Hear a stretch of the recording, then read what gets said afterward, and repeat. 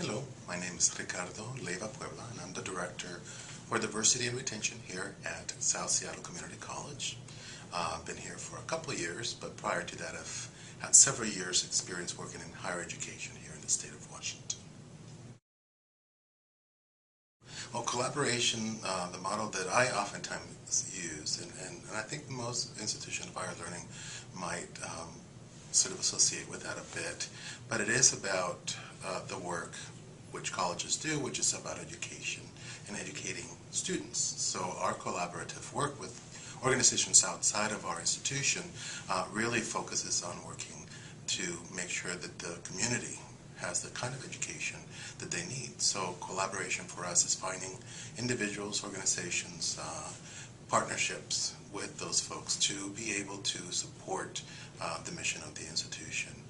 So it becomes a mutual process, a mutual support system, both internally within the institution and outside of that. I would say that what makes collaboration work, number one, would be to be able to be honest with one another, to be clear as to what the goals are that one is trying to achieve, having a mutual understanding of what that goal is, or a mutual idea in mind as to what folks are bringing in, what we're looking for in the others, and what we can provide for ourselves. So in a sense, that assists, that clarity and honesty assists in being able to pull it off. So some of the tips and advice that I would have is, as I said just a minute ago, it's if we have a clear idea of what it is that our intent is, what is our objective in our collaborative efforts, so that there's no misunderstanding, that is by far one of the first things that I think would be helpful in being successful in doing collaborative work. That first and foremost. And then again, beyond that is continuously assessing that those goals and objectives are clear and being able to move forward on those. And thinking about that question from the perspective of the institution. So working at a community college, how do we benefit from collaboration? Well, we benefit because we're able to fulfill our mission.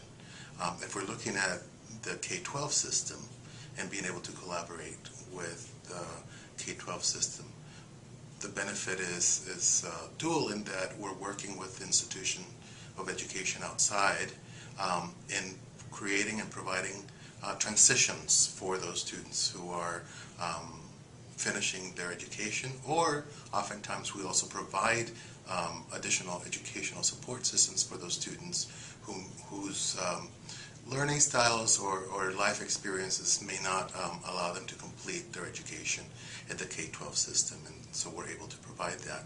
With nonprofit or community-based organizations outside of that, our collaborative work is important because oftentimes our community agencies are doing a lot of great work in preparing individuals to better understand the education system.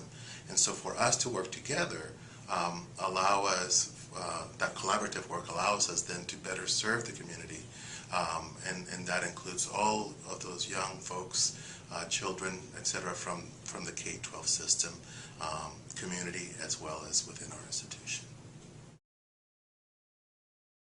So again, the process is organic, and relationship building is important, at least for my style of leadership.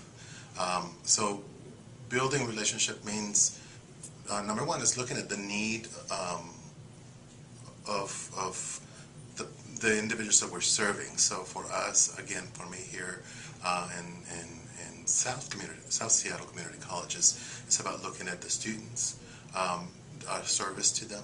So when we're looking at building relationship, part of that creation is joining in or inviting folks to the table to have a discussion about learning from one another about the services that others provide.